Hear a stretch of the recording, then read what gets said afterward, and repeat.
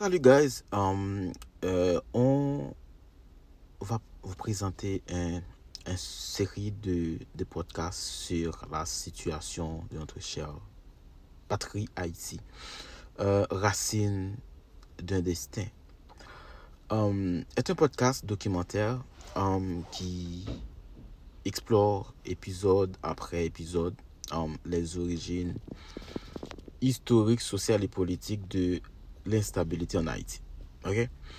Donc, un voyage dans la mémoire, la résilience et les défis d'une nation unique. C'est ça qu'on va voir avec moi, mesdames et messieurs. Déjà, je vous souhaite bonne écoute. Haïti n'est pas devenu instable du jour au lendemain, parce que son histoire est faite des conquêtes, de résistance et des victoires, mais aussi d'isolement, des divisions et de pressions extérieures. Pour comprendre la crise actuelle, il faut quand même revenir au tout début, au moment même où naît le pays.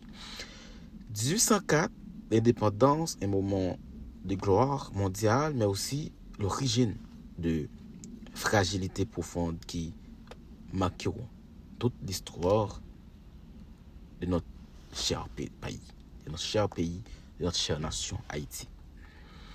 Haïti est le premier pays noir indépendant du monde, issu de la seule révolte d'esclaves victorieuse de l'histoire moderne. C'est vrai que c'est une victoire qui était bouleversée l'ordre mondial là. Mais il était effrayé grande puissance esclavagiste dans l'époque là, comme par exemple les États-Unis, la France, l'Espagne et l'Angleterre. Comme résultat, Haïti est isolé, ignoré et même rejeté.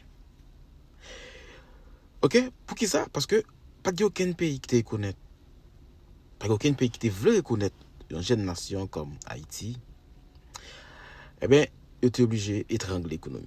Le commerce était bloqué, tout pôle était surveillé. Donc, Haïti, c'est vrai, il était en liberté, mais il était perdu en pile partenaire. Et c'est là, quoi dit, c'est comme un début d'un combat contre une sorte d'isolement qui a été fait.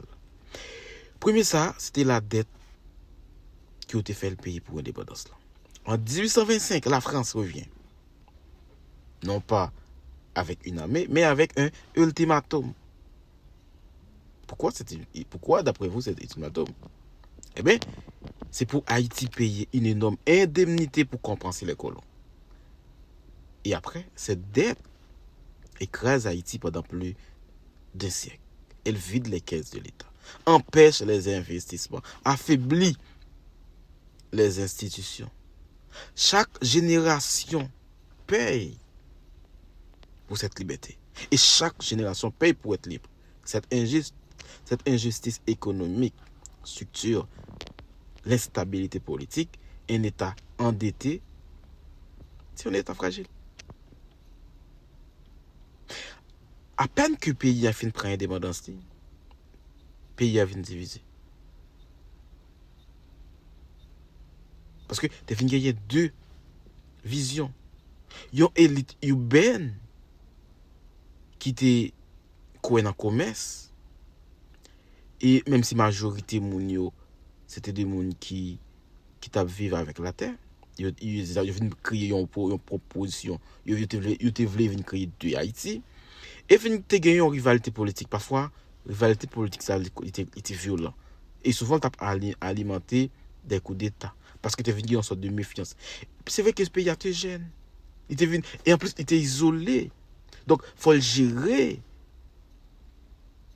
Propre tension sociale. Et tout ça, c'est comme si c'est des terrains fertiles pour instabilité.